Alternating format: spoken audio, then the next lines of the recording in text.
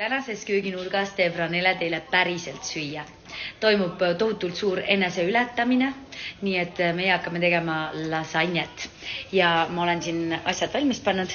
Lasagne plaadid, riivjuust või puljong, hakkliha, need purustatud tomatid, köögikoor ja muidugi sibul ja küüslauk. Nii et vaatame, mis siit välja tuleb.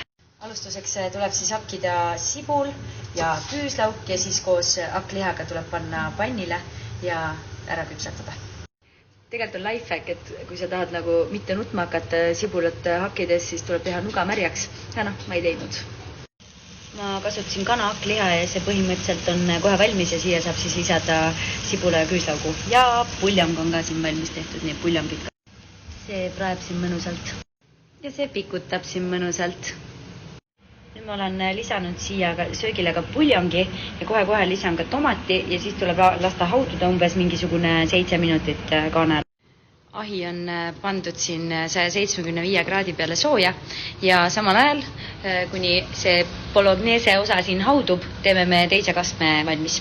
Kastme jaoks siis nüüd me kõigepealt 100 grammi võid sulatame ära ja siis lisame 2 suppilusikat jahu. Siin on nüüd jahu võiga läbi segatud ja kohe lisame siia köögikoore ja siis tuleb ka riivitud juust siia veel juurde.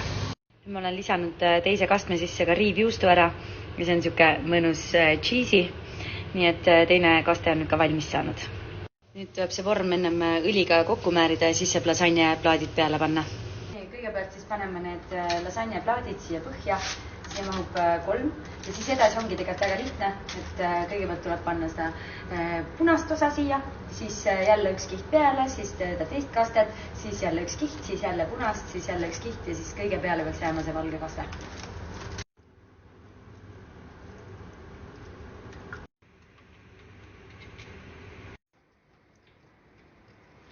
Nii, ja kui oled nüüd kõik need kihid valmis saanud, paned selle ahju ja küpsetad siin 45 minutit ja siis 10 minutit enne võtame välja veel korraks ja paneme juustu peale ja siis saabki valmis.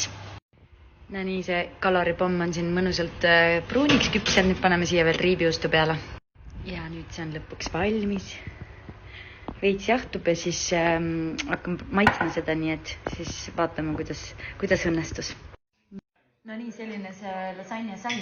See on üli maitsev, reaalselt mega kaloripomm, aga täiega hea, nii et proovige järgi ja tehke ka, soovitan väga teha.